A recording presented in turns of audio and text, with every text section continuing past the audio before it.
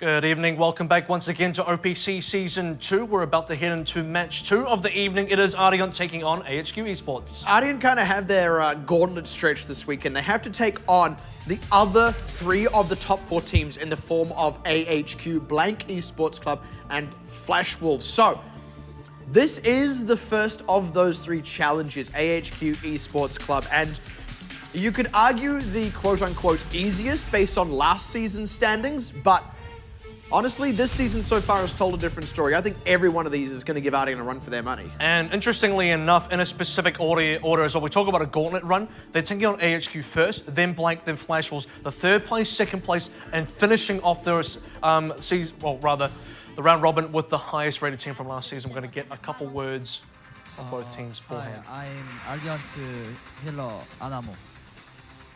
大家好，我是安娜毛。 We are here to win, so we will do our best.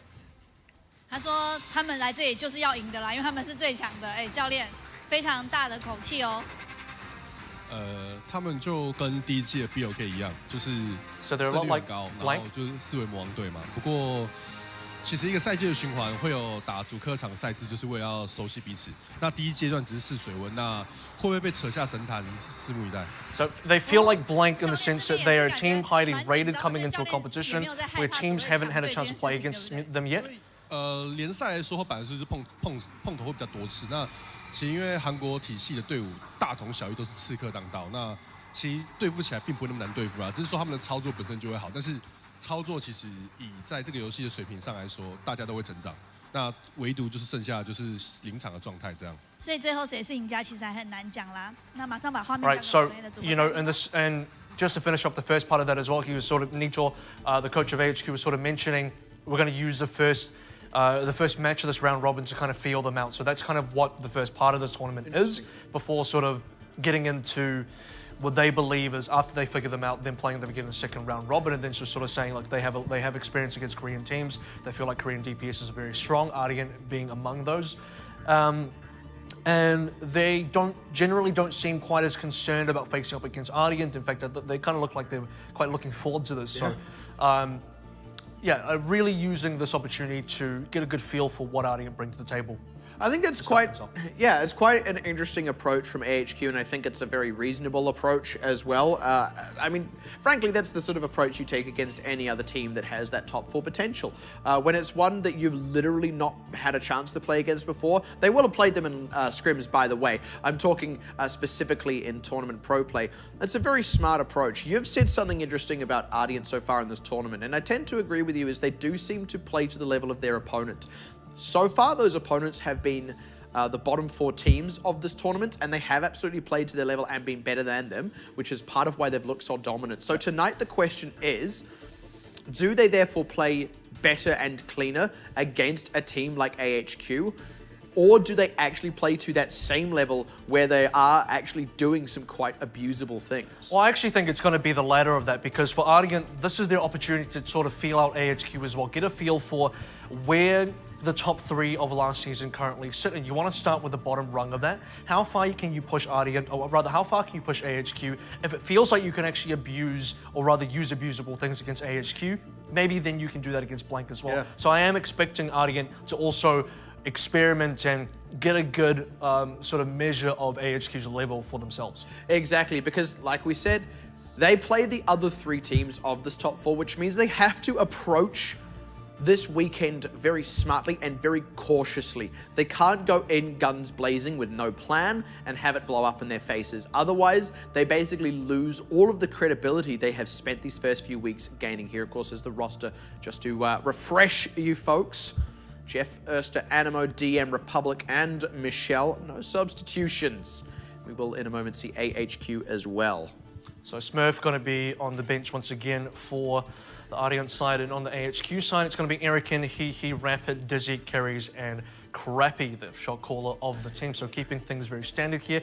They, of course, don't have any subs going into this season, which is a bit of a far cry from the AHQ of the first season. But let's take a look now, a little bit more in depth of the Ardeont members themselves. And Erster is a good player to start with, because he's probably, personally for me, one of the top players, if not the top DPS of the entire OPC so far, and certainly one of my favorite players. And it was interesting to not see the Doomfist on those most picked because, I mean, we have this thing of, It's not updated yet. Yeah, we have this thing of like, who is the best Doomfist of the tournament? Like, right now, Erster is the front runner. The reason we don't know for sure is because he hasn't played the other potential top Doomfists, but he is looking like the strongest of them all. And DM is partner in crime as well. So, you know, 3 of these members come from the Apex team, Mighty AOD. So they have that very strong base to be able to work with. And then meshing with these sort of newcomers in the form of Michelle, guys like Jeff, and Smurf, the new player, Republic as well coming into the fold. So it is a very interesting mix of old and new coming together. And so far, they've been very dominant. So if there are weaknesses here, we haven't seen them in the OPC. Yeah, well, certainly we haven't seen them exploited yet. So, I mean, really, it's down to whether or not the teams they play against are going to identify the weaknesses. But I tell you, if there is a team that is good at identifying weaknesses and picking them apart, it is AHQ Esports Club. You may recall in Season 1, they were the first team to take blank Esports to a full 5 games. Ultimately, it was Flash Wolves who were the first to beat them out and out, but AHQ then followed that up with a dominant victory against Blank themselves. So this is a team that is good at learning and adapting and picking apart your weaknesses. And it's interesting you bring that up because Coach Nito said himself, they see Ardeont as a team very similar to how Blank came in last season, which is a very high-level team with very good results coming into a tournament. And then they use the early stages of that tournament to figure that team out. Now it's AHQ's chance to do that against Ardeont as well. And this is, you know, the most refined roster of AHQ we've ever seen. They had a lot of problems in last season. Those problems look like they've been sort of subsided now. Bringing on Rapid to the roster has done wonders for this team. Putting carries on and making sure he stays on the core lineup has also done wonders for this team. On top of that, every player has improved. You're absolutely right there. And an interesting thing that Ardeont have to appreciate about this as well, with AHQ looking to kind of sound out their weaknesses. If any weaknesses get exposed right now, those are weaknesses that Ardeont are going to have very little time to fix up.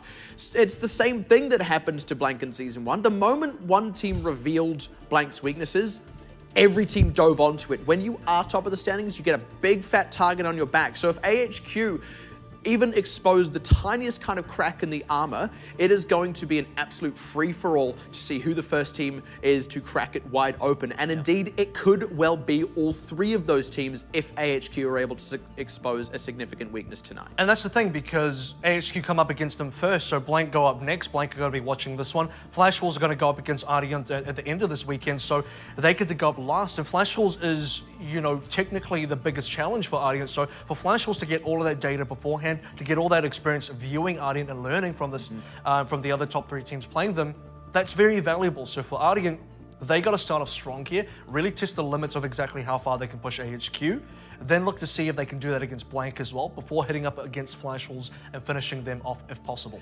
Yeah, it's, like we said, a gauntlet run for them across this weekend, and honestly a weekend that we've been quite excited for. This is exactly what has been brewing for Ardeont, not just from the start of Season 1, but indeed from the start of the promotion relegation tournament itself, where they absolutely swept their way through it. First map going to be coming up. Ardeont, with that home side, will have the first map pick now, taking us back to Lijiang Tower. And not unexpected, and look, Symmetra's picked up a lot of different heroes now. Last time it was Mei, getting tossed around. She's making her way down. She regretted it. She's going down to the garden. But no, it is the Lijiang pick out, which is very standard here. I think what's good for Ardeont is they don't have to reveal anything extra here. They've already played a lot of Lijiang Tower. They're not going to go to something like Nepal, which, you know, you don't have a lot of experience of seeing or footage of seeing Ardeont on. You're not going to go to Oasis or something like that. You go to the Tried and True, then you can pull out those other maps against the other teams later on. Yeah, and Ardeont are just phenomenal on Lijiang Tower as well. I mean, we talk about neutral territory picks, Lijiang Tower being one of them, King's Row being its equivalent for hybrid, and every so often we get a situation where one of those neutral picks is actually extremely good for one team above all others. And I would say right now, Ardeont are that team for Lijiang Tower. We've had situations like that. For a while, Blank were extremely comfortable and confident on King's Row above all other teams. Then it kind of moved over to Flash Wolves. No one's really had that same level of comfort on control though, and if this is where every team is going to have to face Ardeont, every team is going to have a huge challenge.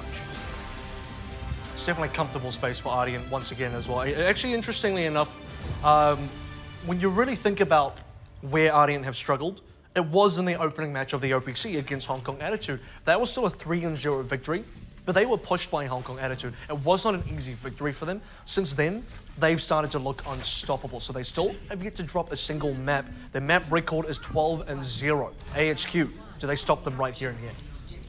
That is Here the and now, question. rather. Yeah, well, either or. And both teams are going to be running a Sombra. This is going to be interesting. We haven't actually seen a lot of Sombra out of Ardeont. And they are also opting away from the Doomfist, but it is AHQ, I believe, who have the control of the outside health pack. That's the preferential one. Absolutely, and with that, actually, DM is getting forced a little ways back, gonna have to wrap back around to the point, but good pick onto Eric by Ersten, not quite covering the backside. They trade back with Michelle's mech, and indeed get the closeout on the Diva as well. Ardeont are a little bit on this point in the form of Erster, who is putting down a lot of pressure. Stop the cap. Trade kills starting to come through. Oh yeah, don't quite stop the cap, and AHQ losing Keras to that pulse bomb, which was actually flown back by Hehe's mech, is going to secure out the fight. That was actually a fight of inches. Absolutely was, and Ardeont just sort of ran away with it at the end there for AHQ. Very even opening. They got Michelle, got the mech out. They just didn't have the presence. They didn't have the pressure. The area control was lost here. Ardeont, a free cap. It wasn't contested whatsoever. Then AHQ decided to fall back. Health pack control about to go to Jeff as well. So Sombra versus Sombra. Keras is going to be behind. Yeah, but Keras does have the EMP, which he will open out with. Jeff does have his own to commit, but already a good open by AHQ. Unfortunately, losing Dizzy, though, as Ardeont's own EMP connected out solidly. Erster holding onto this Dragon Blade, does not need to use it to secure the fight. Good open by AHQ, but they didn't close off the kills, and in that same split second that they needed to, Ardeont swept them. And AHQ, look, they used the EMP first, so they actually have fight priority there. They're able to get their initiation before the other team does, but all they got was Michelle's mech. They couldn't pick up any kills. In fact, they were losing members while the EMP was in effect. Then the counter EMP from Jeff came about, and Ardeont did clean up. They did what AHQ couldn't, and those kills are still happening now. This is beautifully aggressive out of Ardeont. Cycling these ultimates to keep this pressure on. They do finally lose Erster, but I mean, they even trade Dizzy in so doing. Now they can just pull back to the point, wait for the respawn out of Erster. AHQ are going to get into this fight with a 6 versus 6 on the point itself at 80%. And that's the kind of aggressive play that we talk about Ardeont doing there. That's the almost punishable thing that you expect AHQ to be able to come back, and they did get a trade there. So certainly sending a message to say to Ardeont, look, you can't do that. You can't do that again. And now getting the additional pick off the DM. This is an opening they've been looking for. And Erster getting pressured off as well as Eric opens up with the Primal Rage. It's actually split up Ardeont quite nicely. They capitalize by killing Michelle and Erster both. This is what AHQ have been looking for, and they've started to open up a little bit. Republic actually using his ultimate there is slightly undisciplined. Interestingly enough, they didn't stall out all the way to 99. That 97% is arguably a little better. And I think, you know, for Republic as well, they're looking for the stall, then realizing, look, we're not going to hold this any longer. 97 is pretty good. And Ardeont, they actually had an ultimate advantage there. They didn't use any ultimate, so there might have been a fight where, you know, I think they were in a position where they could have won. That was a big open with that EMP, and now Erster looking to close out as the sound barrier runs out for AHQ. He does go down to Dizzy, but Dizzy himself not able to do much more than that as he is zoned out. Does take Republic down on the backside just to try and even up the score, and he's still getting kills, finally going down to DM. And actually, that may just be the cap over for Ardeont now as he's forced to retreat. Indeed, it will be the cap, and he has to stick around so that they can contest and get an overtime, because it's not up to 99 to someone able to get on the point there. That is a saving grace for AHQ, but they're still struggling to reinforce as Crappy goes down, and it looks like Ardeont kind of have the control over this one. Hehe losing the mech, Eric getting pressured down, and a beautiful self-destruct from Michelle is going to seal the deal. Ardeont setting themselves up 1-0. And Dizzy nearly brought that one back for his team. He got the 3 kills, which would actually put Ardeont on the back foot a little bit. It said to Ardeont, you might get the cap over here, but you're not going to be able to lock us out. That gave enough space for Hehe then to contest during the overtime when the cap actually went over towards the 99%. And almost AHQ had enough pieces to actually get themselves back in the game, but they just didn't have the win condition there. Playing into EMP, Ardeont got the initial pick out again, but I think the message here really is that despite Ardeont looking generally stronger, there were moments when AHQ were definitely ahead. There were moments when AHQ pulled through, when I think Ardeont should have been winning the fight instead. So for AHQ, they need to find a little bit more of those moments, find out where they can abuse Ardeont, and actually get a win off them. Now, when this is as well the first time these two teams have met, with AHQ going into this, we're going to sound them out, learn as much as we can, and adapt. Actually, that being the result off map 1 isn't a bad thing for them. This is a team that can learn and adapt, and let's see how they apply that on Gardens now. Opening skirmish out, and that is a good dive by AHQ. Forces back Rapid. He does, sorry, Erster rather, as Rapid picks up a kill and closing out another one on Erster himself. Now, this is really solid open for AHQ. And this feels a lot more comfortable for AHQ as well. You have Dizzy now back onto the hit scan that he's so well known for. For Ardeont, they don't win the opening fight. This is something very different. Usually Ardeont are very dominant, but AHQ, they find the picks, they've now got the area control, and it's Ardeont they have to break in. It's good maneuvering though by Ardeont to get onto the point, but they do so with Republic, who's going to lose his life for it. They needed to capitalize on more than just Rapid and Eric to make that worthwhile. They can still close this one out though, and actually getting aggressive on Dizzy. AHQ didn't actually take the space that they had for that split second there, and Ardeont, it was not at all as clean as what we normally see out of them, but they did still execute on that strategy. So the thing that really concerns me here is despite AHQ winning the initial fight, they didn't get a camp over. So they've got nothing to show for that. They might have some ultimate charge here, but aside from that, you need progress. Progress is what's going to put you ahead here. Progress is what's going to put the pressure on the other team to actually force a win into your books. But for Ardeont, they get that first cap instead. It was interesting. It's like they kind of made the space and then didn't actually take it. I think they were maybe even a little surprised. Now it's going to be AHQ, you know, again, just a great start, but they don't get any payoff, and they got to look for that payoff now. If DM can get a really good stick here, though, Ardeont might just have the start. Oh, the stick onto Eric is actually the one he finds, and he not quite able to block it. DM getting forced a little bit back here, but he takes down Keres as he goes. Jeff, nice pick up there. And again, AHQ are just going to get beaten back there. And despite mechanical errors, look, Ardeont are actually fairly... Oh no! Erster! Still seeing a couple mechanical errors. It's a little bit strange. Look, DM missed his blink, couldn't get to the health pack, but still, all they used was a pulse bomb. Very lean on ultimate. This is very much how Ardeont like to play. We've seen them be very successful despite not committing very much into fights. So that's definitely been their game plan. And this is going to be the open up again from AHQ getting aggressive, and that forces the ultimate out of Republic and also the Transcendence from Jeff. Good pick up by Rapid though, and AHQ are now looking like they've kind of weathered the storm a bit as their own Transcendence comes out and Primal Rage ends. Dizzy with the Dead Eye, plus Rapid with the aggression is going to close out that fight, and they at last were able to draw some ultimates out of the side of Ardeont. And for AHQ as well, both support ultimates committed. They're Dizzy with the Dead Eye, but it was really Rapid that opened things up because he got the triple kill. The Dead Eye cleaned up just one member, and it was a little bit awkward for Republic because you could see he was going for the environmentals. He just couldn't find anything. That was a good move by AHQ. They saw Ardeont's play and have now kind of separated them. Half of Ardeont work trying to contest the point there, but the self-destruct killing Animo and splitting the team up has allowed them to now pick off DM. This is going to expand their lead just a little bit. And I think AHQ have had more preferential fights than Ardeont so far. They've had just much stronger results in some of these fights. Look, Ardeont had that one really good one where they just got a win off one pulse bomb. We'll have to see how it goes now. Already getting forced off, actually, Crappy able to go down on the side there, and Erster, oh my goodness, everyone just kind of piles into the meat grinder. It looked like he was out of targets, like AHQ had successfully retreated, but great follow-up and commitment by Erster as well as Republic, and actually AHQ, having reacted well, then totally misfired. I think Erster really had a bit of a ball there. He was almost, I think he was almost looking at a 6K there, but despite all of that happening, AHQ can still find opening picks here. Both Zenyatta's getting picked up fairly early.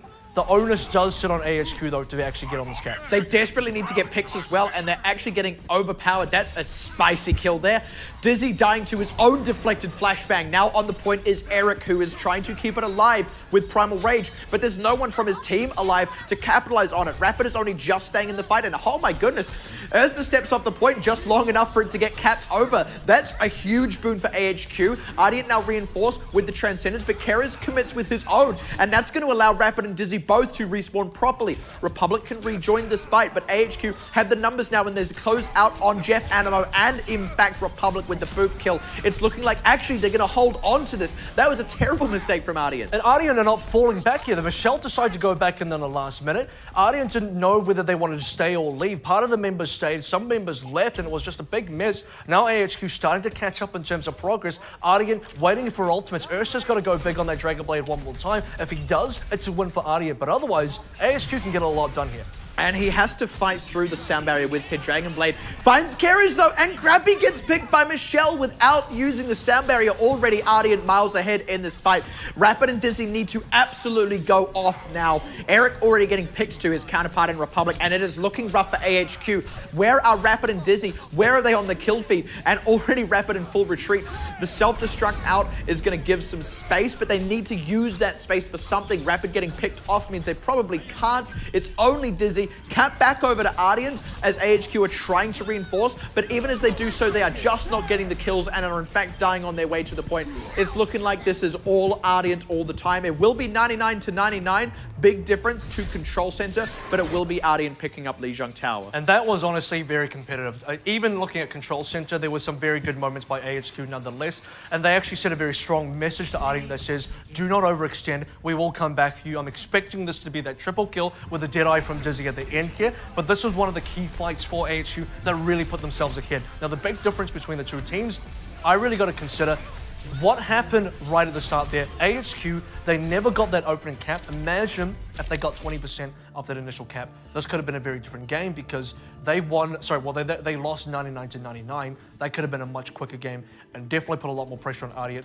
had they had the extra progress. Yeah, absolutely right there. And part of why it didn't go that way, I will actually give credit where it's due, was because of Republic's call to kind of throw himself in and contest the point that little bit. So AHQ got the 2 kills, Ardeont retreated, and AHQ was sort of like, are they going to recommit? Like, are we still fighting? So they were still kind of in that fighting stance, weren't really able to go in on any targets, and also hadn't really taken the ground of the point itself, which meant that actually, eventually Ardeont were able to reaggress in a fairly even position because AHQ hadn't taken the more defensive hold on the point itself. So it was a slight miscall there, and I have a feeling actually AHQ didn't quite feel like they'd won the fight yet because they'd only got the 2 kills. The other difficulty for AHQ there is I think they fell into a bit of a compositional trap because Dizzy had to go into the Tracer at the end. He didn't feel like the McCree was working. Unfortunately, the way they sort of work it out is Rapid plays a Doomfist in the situation when McCree is being played because you want Dizzy being on hit scan. He's a better overall hit scan player, Tracer notwithstanding, but when you actually want to drop the McCree, he has to jump back on the Tracer. You want them to swap in that scenario. You want McCree to, you want Tracer to go to Rapid. You want Doomfist to go to Dizzy. But they're stuck because that's just how they're running their composition towards the end there. So it just wasn't ideal in terms of picks, and I don't think Dizzy has the impact that Rapid has on the Tracer. And you can sort of see the difference. It's part of the reason why AHQ couldn't pull it on through right at the end. And it's an interesting... Despite coming close. Yeah, exactly. And that's kind of an interesting thing as we go into this replay now. We'll see a little bit of this effect. So this was the early commit of that EMP had already come from Keras. Jeff holding on to his and then kind of weathering the storm allowed him to just commit. Dizzy gets like a triple kill in here, but if you look at his health bar, he can't capitalize on it alone. Rapid's dead. Eric gets forced off. So even though he got 3 before going down and was able to pick some pretty crucial members, there was no AHQ to capitalize on it. So overall, they were getting off good plays all the time, but it often wasn't quite enough. And then there were the times where it was totally enough. Yeah, and you actually, if you saw Hehe there as well, he just managed to stay alive, keep his mech going, then get healed up by the rest of his team. So in terms of AHQ, how could they stay in this game? They were doing everything they could, and Dizzy was a big part of that. He opened up the 3 kills, as previously mentioned, that allowed Hehe to stay on the cap, make sure he got the contest for the overtime, really just open up as many options for AHQ to stay in as possible. They're looking for an out. They couldn't draw the out in time, and unfortunately, time ran out for them. Yeah, unfortunately is the right way to put it. And a similar thing kind of happened in the final fight of Gardens as well, and we may get a chance to see that. But there was something in there I wanted to touch on that you had mentioned with how the DPS kind of having to swap around. And we're actually seeing a lot of teams having a bit of trouble with this, with where the Doomfist kind of sits in, because Tracer isn't a must pick, right? We've got these Doomfist and McCrees and these we've got, you know, a bit of Doomfist Soldier sometimes, sparingly, especially Flash Wolves doing that. But you've also still got your Tracer Genji, and some teams are just struggling with who goes on to what. So let's take a look at the replay now. Into Garden, it's going to be the opening play, and this is, if I'm not mistaken, ASU taking the lead here. So early trades, but what I really want to pay attention to is where is the pressure onto the cap, because ASQ never had the cap despite getting favorable trades. And actually, this is the second fight. Yeah. So this was it's already actually just after they've already got that. So that's interesting because ASU initially won that fight. They never completed the cap, and Ardeont came back in while the camp just opens to be able to take it off them. So yeah, and that made a big difference. And like I said, I feel like what may have happened there was actually more mental than anything else, because they had just before that got a couple of kills and kind of pushed Ardeont back a little bit. Yeah. We're waiting for the point to unlock. Ardeont hadn't actually quite reinforced when they sent in Republic. And then they kind of had this trade kill, and I think something in that mix there just... I wouldn't be surprised if AHQ actually weren't sure if they'd won the fight yet, especially when Republic came in at the time he did. I think they went, oh, hold on, they're going to commit. Let's hold this ground instead of parting onto the point and you know, getting cut off as we move. It's certainly strange because they definitely had the early picks. My memory is very sharp on that one. Look, I might not remember who won King's Row and Numbani or whatever it was between Machi and whoever, but look, going into this map, on Lijiang on Gardens, that initial fight, AHQ were 100% ahead. They pushed Ardeont back, forced the respawns. They had the area control, never capitalized by turning it into progress on the car. Not the car, but the cap. Just the card. I mean, that's the thing. I can't even remember if there's like a card or not on Lijiang. But by the way, and we actually mentioned this during the game as well, that's actually the first time I've ever seen anyone do that to Ardeont. Not just on Gardens, but in general across all Lijiang Tower. So that's actually quite significant that AHQ were able to do that to them. All right, now we're going to go into the next map. It is going to be Hollywood, AHQ's pick. And honestly, if this is AHQ feeling out Ardeont... Just hearing the Benny Hill theme playing, by the way, as I'm watching these two chase themselves around. Does Reinhardt eventually... Nope, the Molten Core. Wow. Really quick, apparently. It's like Tom and Jerry. So if this is AHQ feeling Ardeont out, you're allowed to use that first map as a buffer to say, okay, what are they doing? How are they doing it? What do we need to do to counter that? I feel like AHQ have had that opportunity now. Turn that into a win for Hollywood, because for AHQ, one of the things they come in with from Season 1 is a very good defense on maps like Hybrid, Assault, you name it. They're very good at defending, and actually in this season, they've looked very good on attack as well. So they have the ability to really go toe-to-toe with Ardeont. We've seen that. The evidence was there. They were winning fights, and despite not getting the early cap on, they actually took it to 99-99. That says to me, them winning this is really possible as well. Yeah, it's millimeters away. You're completely right. And I would absolutely agree. They are looking very, very good on Hybrid. They always have. Their offense is looking better. And on top of that, I would say Hollywood has always traditionally been one of their better maps. And it's, you know, not one of those neutral territory maps like King's Row and Umbani that a lot of teams play. This is very much AHQ knowing that Hybrid is a strong point for them and knowing that Hollywood is their strongest Hybrid. They want this to be the game that they beat Ardeont. So the other interesting thing I want to bring up about Ardeont is we didn't see Erster on his Doomfist pick, which is something he's made a name for himself in the OPC so far.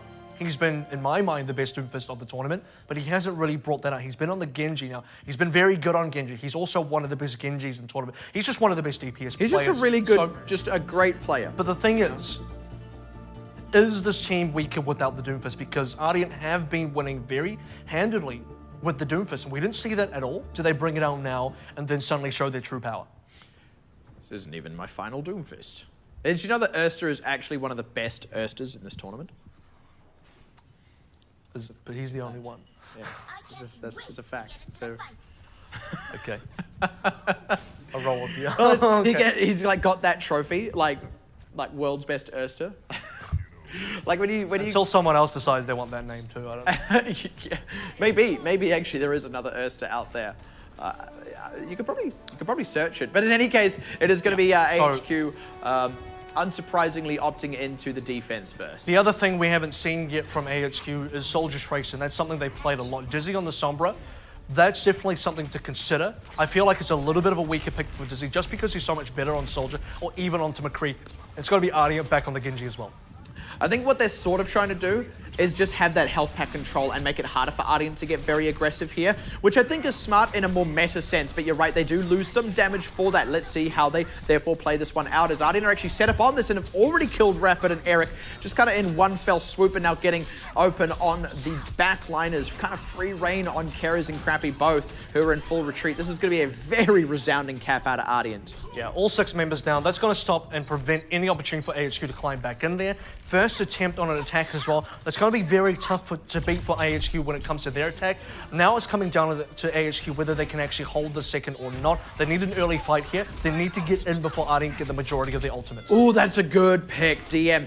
And DM had an ultimate too. Exactly, and by the way, that is what Ardeont have often done, is they've sent a couple of members very far forward and kind of cut off the column of a team as they're setting up, so good shutdown of that by AHQ. And I like that from AHQ because, once again, it sends a message to Ardeont that says, look, don't overextend, don't play too aggressively, because we are going to find those counter picks, and they are definitely going to happen. Now it's going to be AHQ getting their defense sorted. Yeah.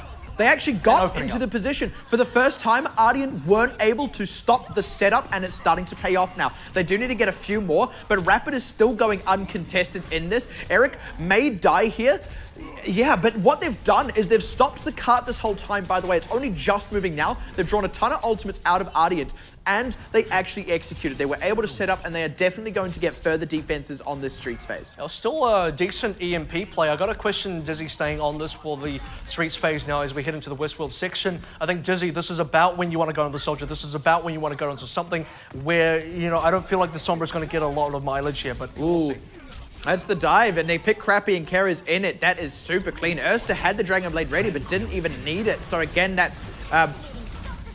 leanness in terms of ultimate usage is a factor here. But Dizzy's starting to get some counter trades in. AHQ is certainly not going down without a fight in this one, as they've kind of kept this one alive through the likes of Eric. He is finally going to run out. He gets away with murder, by the way, because he killed Jeff. Republic is going to trade one back, but actually Michelle getting demeched here and not committing the self-destruct for it keeps AHQ in this. This has just been a contest, a constant contest, and you're right, it's greedy, because he's going to go down. A very uncharacteristic play out of Erster, and Dizzy is keeping this on lockdown. To be honest, not an uncharacteristic play, because Ardeont, this is exactly what they do. They try and turn around in losing situations all the time by heroic plays. This is the first time in the tournament so far where actually a team is punishing you for that. We talk about the fact that Ardeont, you get away with that against Mega, you do it against Machi as well. You go up against AHQ, no, they shut the door on that. Yeah, and this is, like we've said, arguably the weakest of the 3 teams they have to face this weekend. And this is already running very close to even. Ardeont have to play very disciplined. And by the way, the card is contested right now as well, so no progress, and this is great use of time. EMP, look at that. Good catch. Cutting off the column. Ardeont's tricks being used against them now as they instantly convert onto Erster as well. It's all DM now who has to go off and turn this back around. Michelle does get a good one in that mix, but Animo and Jeff are pressured well back, and the cart's not exactly going anywhere fast. Rapid is going to be able to keep backing up to these health packs that Dizzy has kept on lockdown, and their DPS is staying in this fight far longer than DM and Erster can, as said member of Ardeont DM goes down, and they are again going to win the fight. AHQ are making this tough as nails for Ardeont. This is such a strong statement from AHQ so far. That entire fight, no matter what the result was, even if Ardeont came out on top, guess what? The cart made no distance, so there was going to be a final fight. AHQ was going to get a full wave of respawns. Now you got the EMP back online as well. I said maybe Dizzy should switch, but actually it's working out, and Ardeont don't have a response for this, so just keep going. Forcing out the Transcendence from Jeff is great as well, because they just instantly back up, and still Ardeont can't get any work done. Rapid is able to get out of that one. That is so huge. That's a stick. That's not quite a stick. Yeah, it's a little unfortunate for him. They're going to have to use the sound barrier to keep themselves in this fight. They are now out of ultimates until the Dragon Blade comes up. But they did get the kill on Rapid, now closing out on Keras, who did not use the Transcendence. At last, Ardeont are looking like they can get this one back underway. But I tell you, they had to use everything they had to make it happen, and AHQ will still get a final contested as Dizzy and Eric get away. Yeah, I will have to compliment Jeff just a little bit there, because he read the EMP coming in. Dizzy should have probably have saved the EMP after the Transcendence came out. At the end of the day, they traded 1-for-1 on ultimates, and Ardeont might not be came able out to on contest, top. actually. At the end, well, they're not going to be able to contest, I don't think, at all, because there's just there's no forward pressure from AHQ, because Ardeont have that aggressive play once again. And this time around, AHQ with staggered respawns are not able to contest early. In fact, they're losing members very quickly. This time, Ardeont do actually get what they failed to get on the transition from point A into the streets phase, where they get those extra kills off the back end while AHQ is setting up. They'll get some free distance for it, but they don't have as much time as they're used to having here. AHQ still plenty of time to get set up. Yeah, so I want to see AHQ be able to stall up this cart one more time, because you don't want all this free cart push happening. And for Ardeont, make it expensive for them. This is a team that wants to play lean. Don't let them play lean. They got 3 ultimates. Get all 3 of them. Dizzy, by the way, back onto the Soldier now, and to that end, has safely retreated from most of this dive, and indeed looking to make it expensive. They do commit themselves to Transcendence in the mix, and they force out the Primal Rage for it. That's what they're after. They need to deal with DM, though. They seem to have kind of forgot him off to the side of this fight as they lose Keras to Republic's Primal Rage and Crappy both. They got the ultimate out, but actually Republic turns out is fine with that because he's going to get a 3K. Honestly, this is okay for AHQ still, because you have enough distance between the cart and the final that you can make this hold still. He has to live if they want to be able to get the stun. It's going to force out the self-destruct. At least Ersta is able to get Eric as well and opens up with the Dragon Blade, staying alive with all this healing on him as they close out on Crappy. And AHQ, I said they had time to set up, but they never actually did. And Ardeont are able to get back into their groove, back into their element, and cap in 137 left. AHQ had a lot of momentum in that final push. It looked okay for AHQ for a while, because AHQ forced all the ultimates out of Ardeont. Ardeont needed something extra to push them over the line. That was going to be the Dragon Blade coming up from Ursa right at the end there. But he charged that extremely quickly. I don't think you expect Ursa to have a Dragon Blade again as quick as he did. That was certainly a very good play. But AHQ, look, they played to the win condition, which is, you know, for 1 ultimate, which was their own Transcendence, they got 3 out of Ardeont. By the way, the cart wasn't pushed up enough. You get a full wave of respawns. No ultimates versus no ultimates. Defense is favored because of respawns. Unfortunately for them, the Dragon Blade came out. They didn't expect it. Yeah, and also, I think there was a point in that fight as well where, to say it bluntly, it feels like they kind of lost track of DM. He was still on the back line. Keras' Transcendence had run out. No one was looking at DM, and he was just able to open up on the back line. Then Republic comes charging in as well. And AHQ were just in a little bit of disarray there. And that's really what it's like playing against Ardeont. It's like, you have to be kind of like Gandalf in The Hobbit, like constantly doing a head count. The moment you lose track of one person, that's when you know something's about to happen to you. Yeah, that's when you go to Isengard. The Hobbit sure. Isengard. But it's a situation where I think the turn of the tide happened for me after Streets was capped. So as soon as B was capped, and we saw the early stages of C, part of AHQ was still respawning from B. They got caught out by Ardeont, who had very aggressive positioning, something they very often do, with great success usually, but kind of has been punished by AHQ so far. That time wasn't punished by AHQ because they were still staggered, gets the kills onto AHQ, opens up very early cart play, and AHQ don't get their first fight until the cart is somewhat pushed up. Well, it is finally time to compare Ersta to one of the other top Doomfists in the tournament in the form of Rapid. They are both going to be pulling out the Doomfist here. Ersta's first performance on it in this series. Rapid had played it earlier on Lijiang Tower, but we are going to get that comparison. I'll save my judgment for Rapid's Doomfist for a little bit, because he is a bit of a newer player on this Doomfist. He's only just started in comparison to some of the other players in the OPC so far, but certainly he's going to be punching above his weight against a guy like Ersta.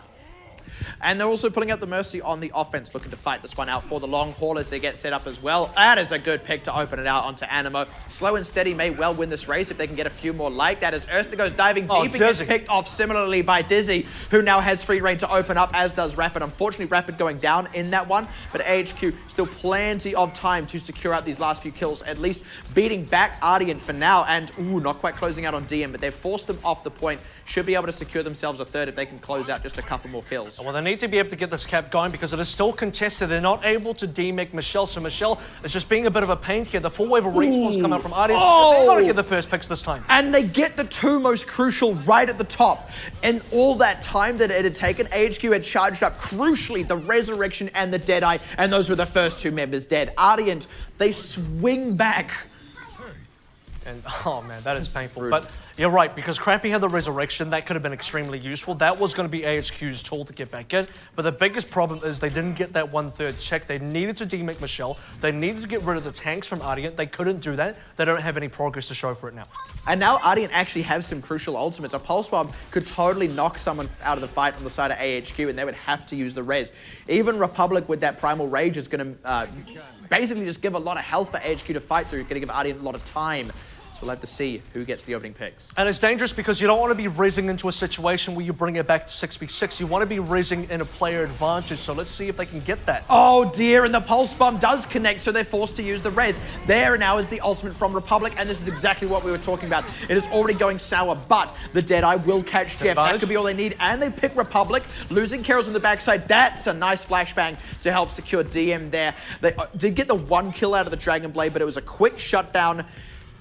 In what was actually a much harder fight to win than the first one, AHQ totally nailed it. I think they played the tempo well, though. That solo res onto Dizzy was exactly what they needed. They were then able to get the picks on the other players because Republic thought he had an opening. Ooh, he absolutely did not have an opening. This is not good play from Ardeont. This is exactly the kind of mistake that we've talked about them making previously, and this might just cost them the early stages of Cat B. It may force out the Meteor Strike from Rapid, but that doesn't matter because they've forced out all the ultimates from the rest of Ardeont as well. And like you said, the res is going to come through.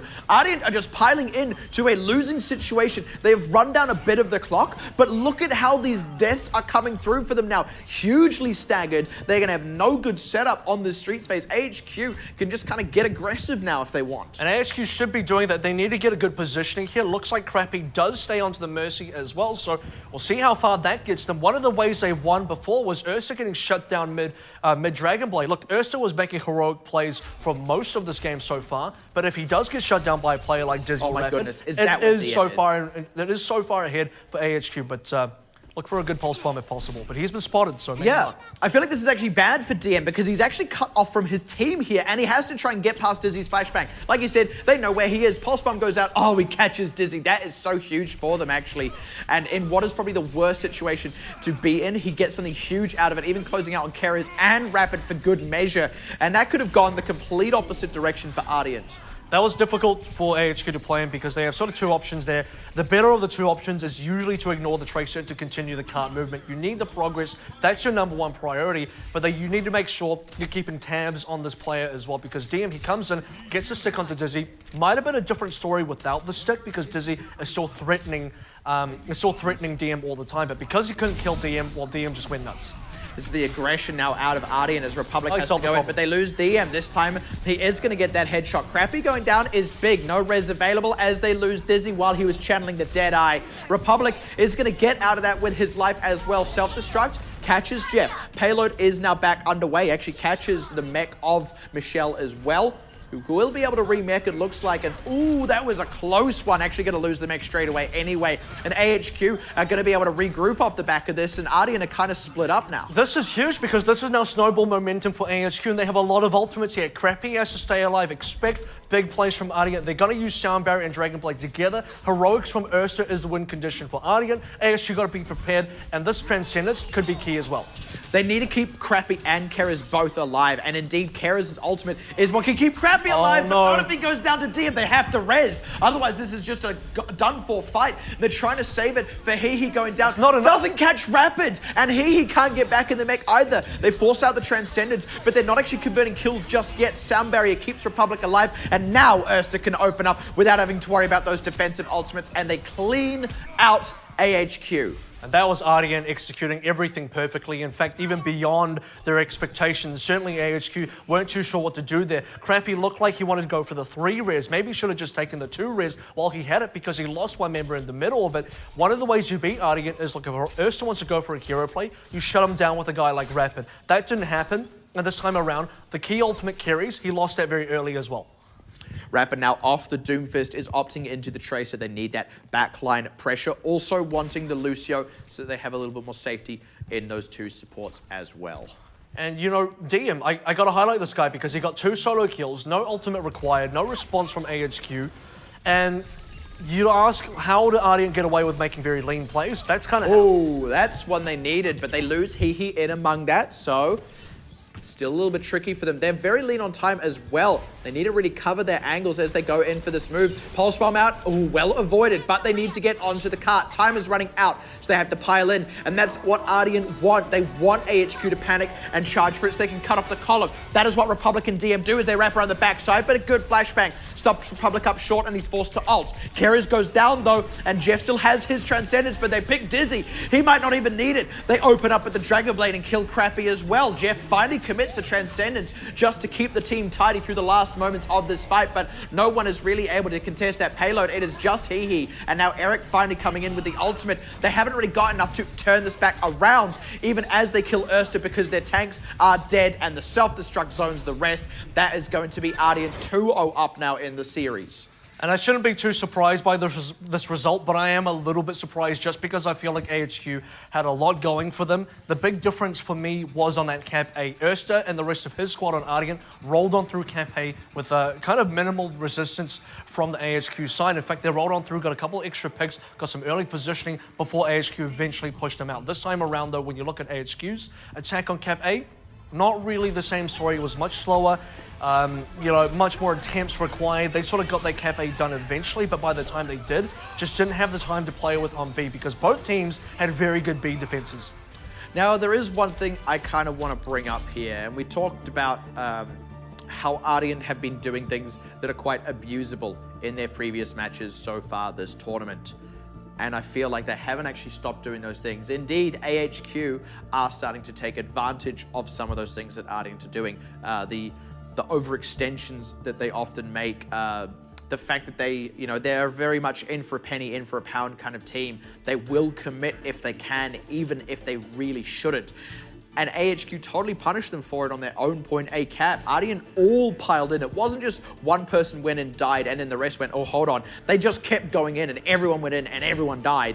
And it gave AHQ a ton of ultimate charge. Now, I don't feel like AHQ took a mile there when they potentially could have, but they still punished where no other team really has so far this tournament. So to me, that says that these potential weaknesses of Ardeont are still very much a factor.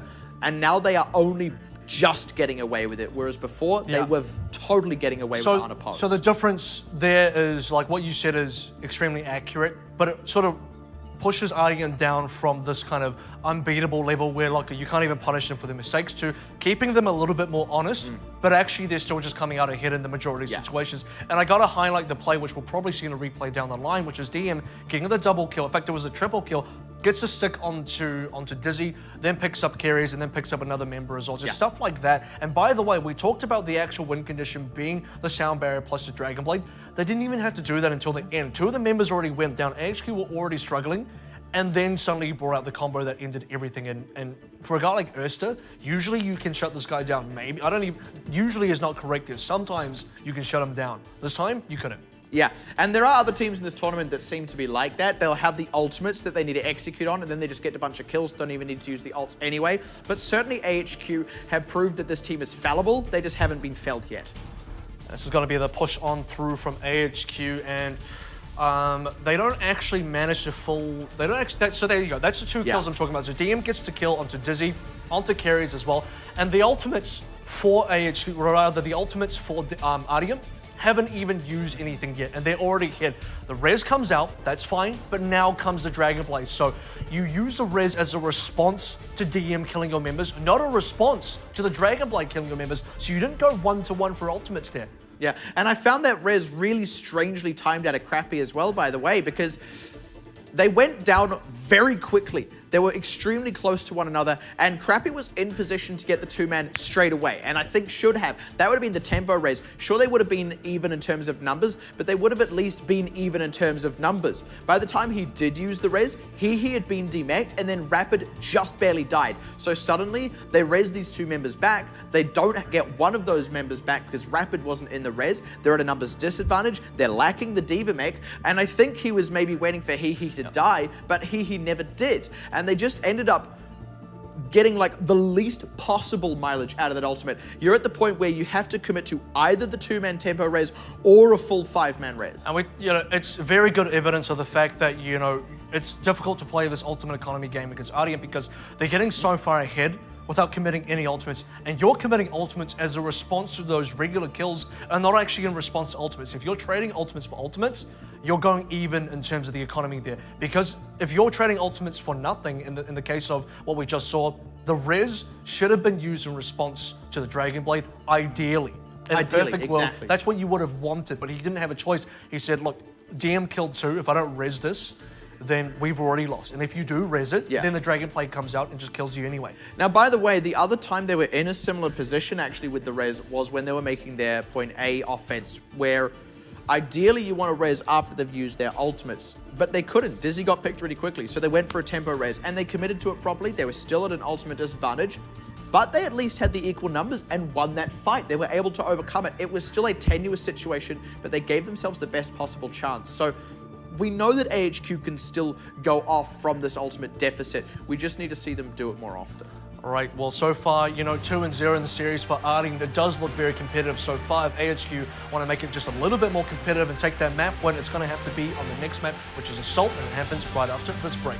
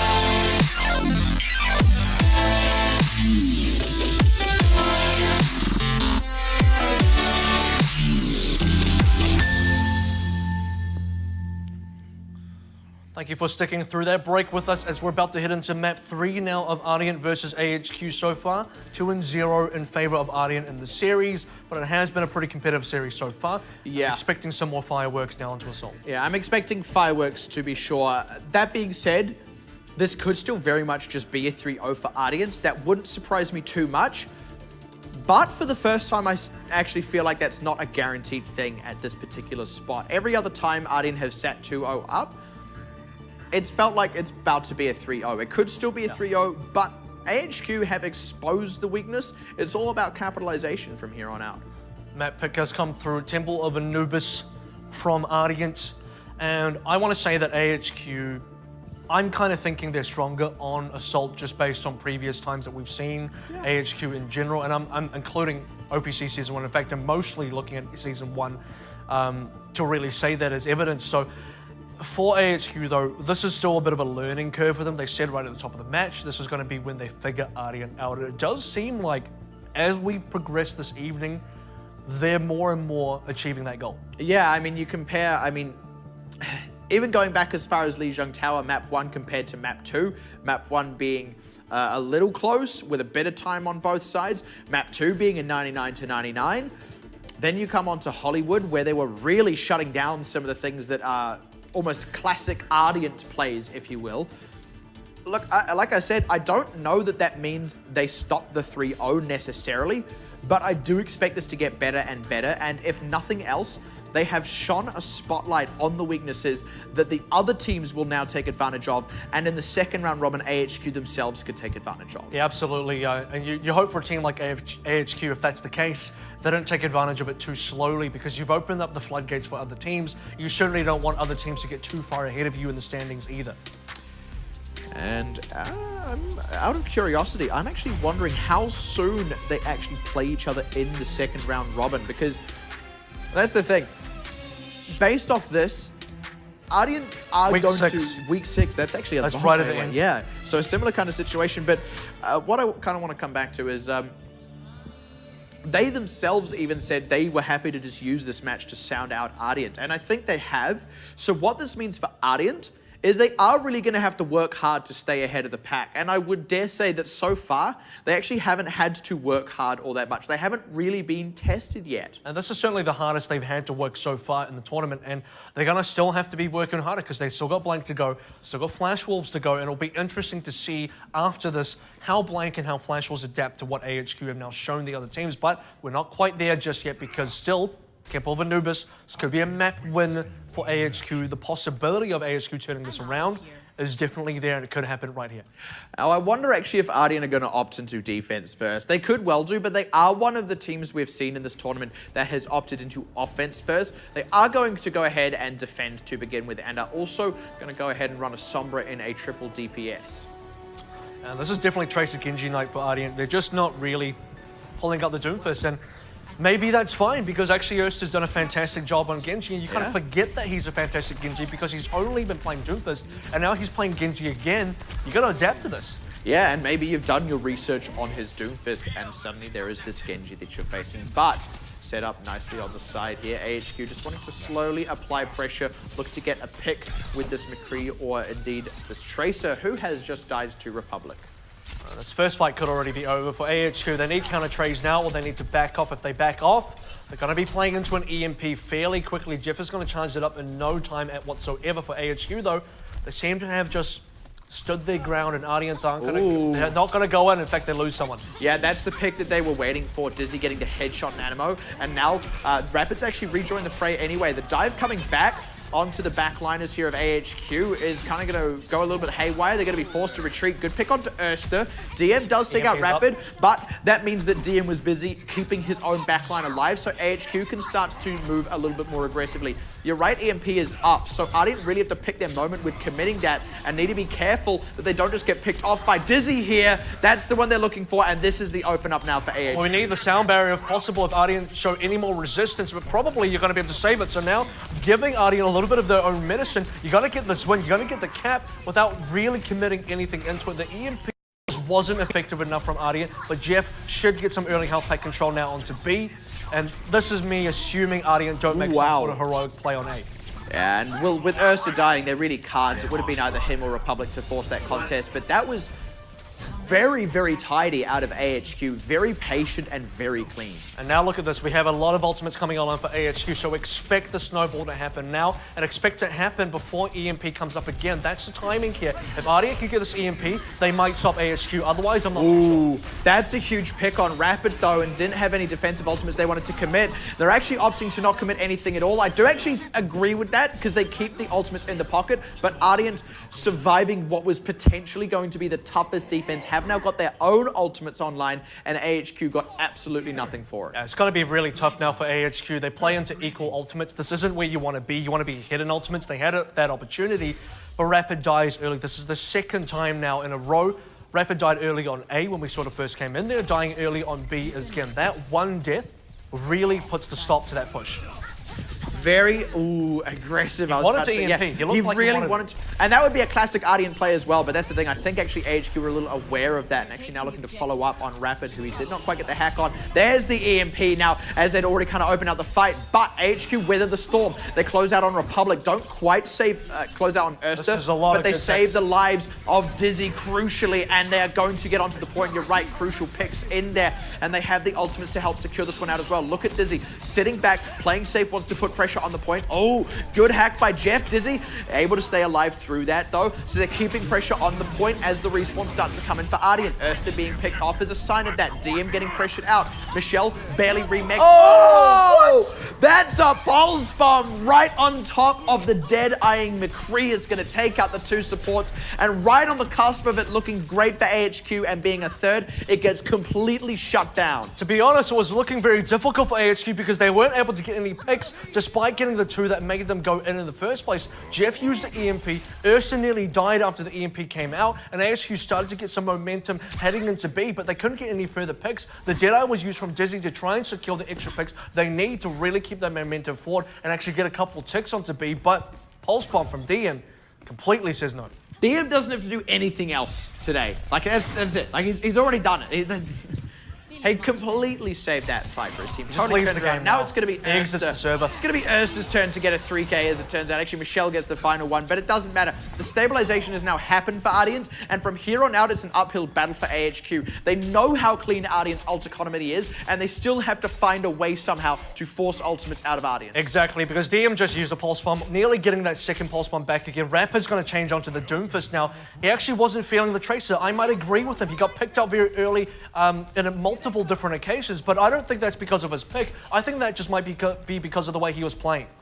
Absolutely, and in all this, they're going to be fighting into EMP after EMP as Jeff looking for his next one. Been here all along, and instantly Erster converts onto Carries and Dizzy both. This is classic Ardeont, and AHQ, who seems to be the first team to figure out what it was that Ardeont were doing and how to shut it down, and now completely falling victim to it. Well, actually, AHQ had a couple good runs against the EMP so far. You saw in those previous fights, before the triple kill from the Pulse Bomb came through, AHQ, they see the EMP coming in, they read the play, they back out, they punish players like Republic, they punish players like Erster, then they move in with the player advantage or with the health advantage, whatever you want to play there, ultimates even as well. They just don't have that now. They've been caught out by these EMPs, they've been caught out by the big plays from Ardeont, and now they're way behind. And that was only the EMP, so now there are all these ultimates. AHQ having to commit the sound barrier just to try and get close to the point. They're going to have to commit the transcendence as well. They get Erster for it, and they're finally drawing the other ultimates out of Ardeont, but it's going to be Michelle who gets the 2K this time around with the self-destruct.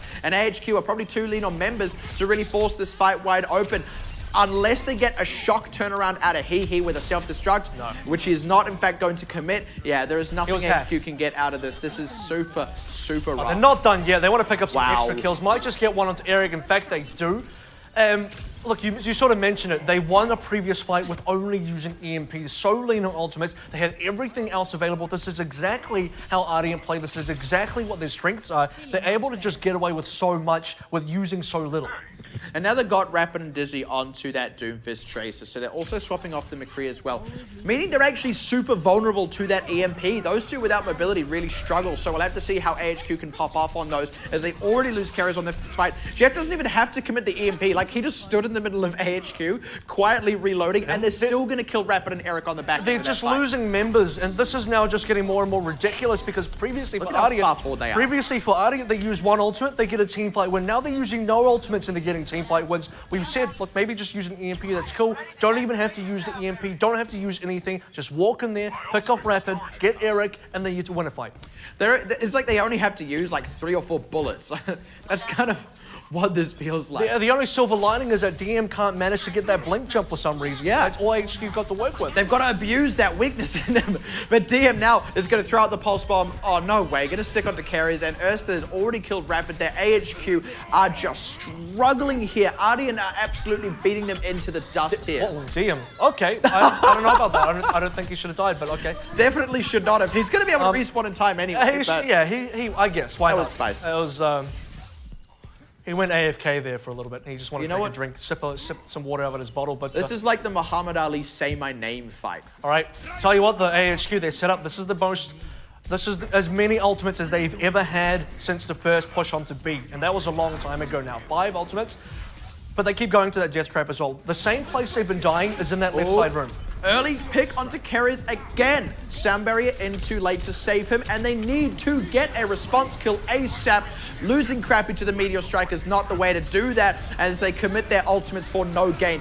No one has died on the side of Ardeont. AHQ Esports Club are out of resources, and Ardeont still at the MP to commit at the end there, and they're going to use it to close this one out, slam the door on AHQ's fingers, and it's like the moment that triple kill pulse bomb went out, AHQ had lost. It just hadn't happened yet, as they failed to cap even a third of point B. And it did feel like the game was over right then and then. In fact, I'm going to say, for me, it was the turning point on B. Absolutely. Actually was the very first attack from AHQ. As soon as they lost Rapid, and they decided not to commit with 5, which was probably the right call anyway, because you don't want to be behind on members, despite how far ahead you are in ultimates, just because you don't want to end up throwing ultimates away and then giving your opponent's ultimates, putting yourself further behind. As soon as they lost Rapid, that was their chance to snowball and get a really good push. They just never had that, and it just never recovered.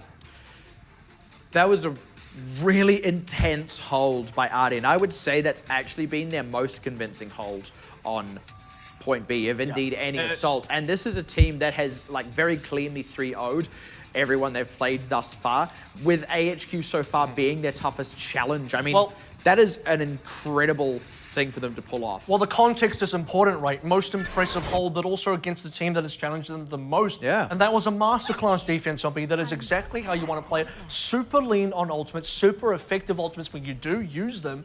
And even when you don't, you're just getting the kills. And on top of that, you're getting stuff like really big staggers on Hehe, very consistently. And every time AHQ wanted to do everything you read it, even in your worst moment, Dizzy got a couple of kills. DM saved the day with a huge play. These big heroics have been what Ardeont have been made of for a very long time now into OPC.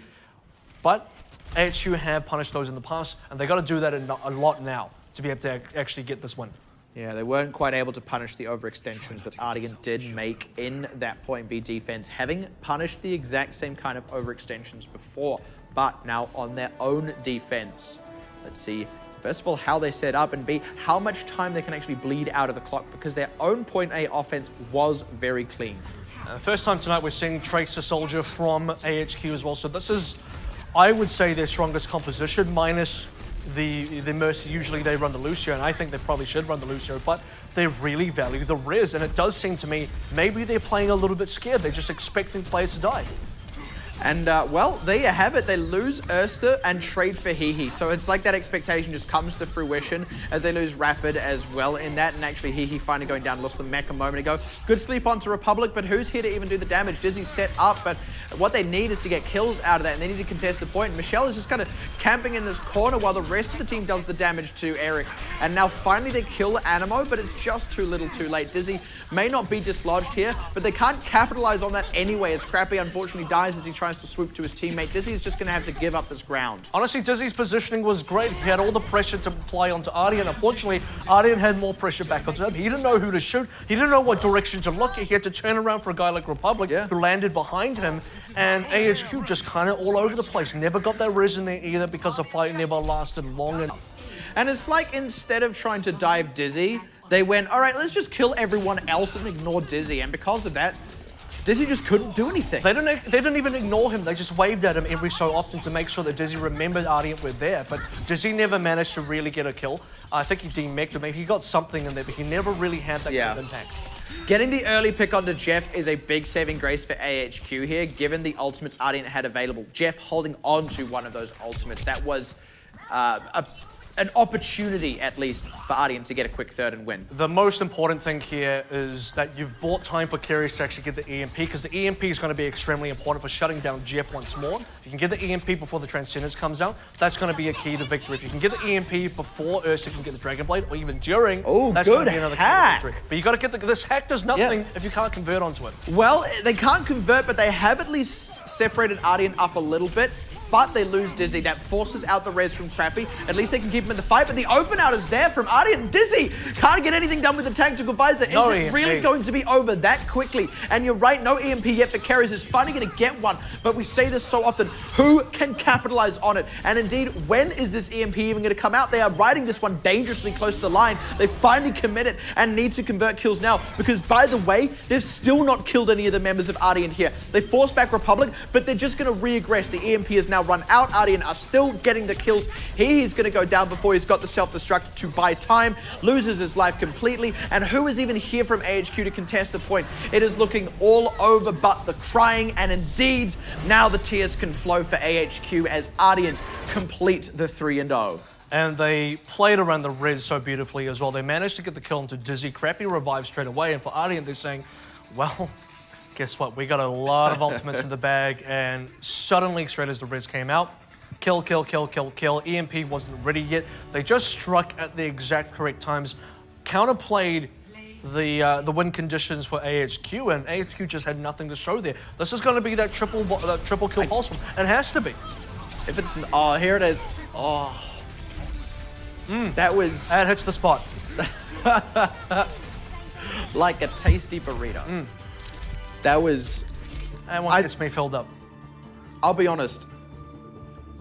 This is a really niche award, but there needs to be an award for like most impactful pulse bomb of the tournament. And I think that would be it, right? Because it wasn't just that it was a triple kill. It was that it killed the ulting DPS, who so far had done a ton of work for the team, and both supports, and seems to be the entire turning point of not just the Point B offense, but indeed the series as a whole. Up until that point, it had been extremely competitive. After that pulse bomb, AHQ were no longer competitive in the series as a whole. I have never seen such an impactful ultimate. And like, the real problem is, like, I predicted Temple of Anubis and Assault to probably be the most competitive, just based on history of how AHQ play Assault. And I think that was perfectly valid to say. To be honest, it was a full 180 from that. This was the least competitive, in terms of Ardeont, that was Ardeont's greatest performance so far, I think, in general. Especially considering the context of where AHQ are currently in the OPC and how good they are. I mean, 3-0, look, we sort of mentioned this wasn't going to be a super surprising result if it did end up being a 3-0, but at the end of the day, the other two maps, I think there's a lot of takeaways that AHQ can get from that, and other teams. Yeah, that was just intense. Like, I don't know how else to say it. Like, I just keep coming back to that. Like I said, I've just never seen a single ultimate be that incredibly impactful, and it really was, because, and like, it's not just the kills that it got, because the thing is, it didn't get the most kills of any pulse bomb.